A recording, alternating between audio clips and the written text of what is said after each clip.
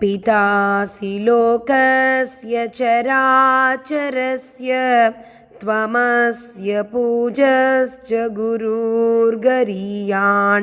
न त्वत्समोऽस्त्यप्यतिकः कुतोऽन्यो लोकत्रयेऽप्यप्रतिमा प्रभाव.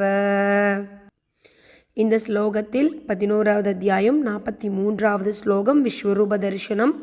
இதில் பிதாசி லோகஸ்ய சராச்சரஸ்ய, பிதா அசி லோகஸ்ய சர அச்சர, அதாவது இந்த உலகத்திற்கு அசைகின்ற சர, அசைகின்ற அச்சர, அசையாத இருக்கக்கூடிய எல்லா வஸ்துக்களுக்கும் பிதா அசி, அசி நீங்கள்தான், பிதா தந்தை, பூஜ்ய வணக்கத்திற்குரிய தந்தை நீங்கள் மட்டுமே, சுவாமி உங்களை நான் வழிபாடுகிறேன், குரு குருவாகவும் இருக்கின்றீர்கள், கரியான் எல்லோரை காட்டிலும் நீங்கள் மேலானவராக உயர்ந்தவராக இருக்கின்றீர்கள் சுவாமி.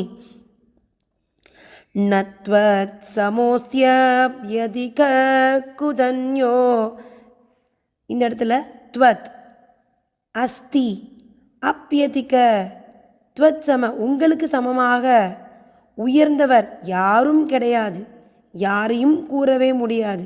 யார் இருக்க முடியும் சுவாமி? குதஹ் அந்யக, யார் இருக்க முடியும் சுவாமி?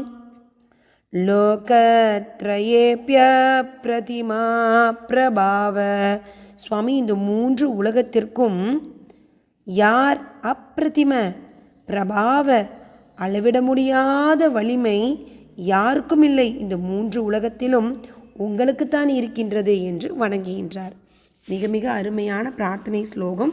இதை நீங்கள் அனைவரும் 3 முறை தினமும் காலை கூறி வாருங்கள். வாழ்க்கையில் மிகச்சிறந்த விஷயங்களை பார்ப்பீர்கள்.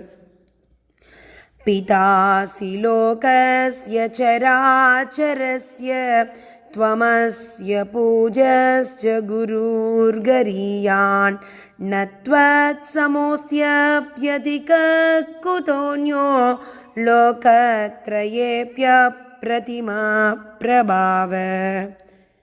வாசுதேவ கிருஷ்ணர் திருவடிகள் சரணம். நன்றி.